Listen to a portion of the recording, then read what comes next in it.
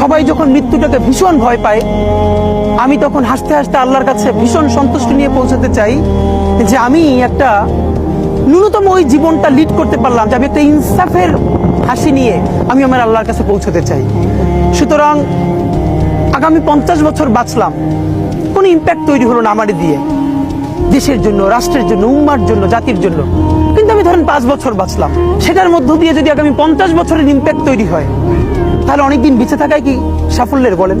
শহীদ president Ziaur Rahman কয়টা দিন বেঁচেছেন, কিন্তু ভাবেন আজকে পর্যন্ত উনি আমার অনুপ্রেরণা। হাঁটতে হাঁটতে আমার পা ফুলে যায়। আমি, আমার টিম সেদিনকে ব্যাগের মধ্যে জুতো নিয়ে তারপরে একটা শপিং মলে ঘুরছিলাম, মানে পা ফুলে গেছে, পা জুতোয় ঢুকাতে পারছিলাম না।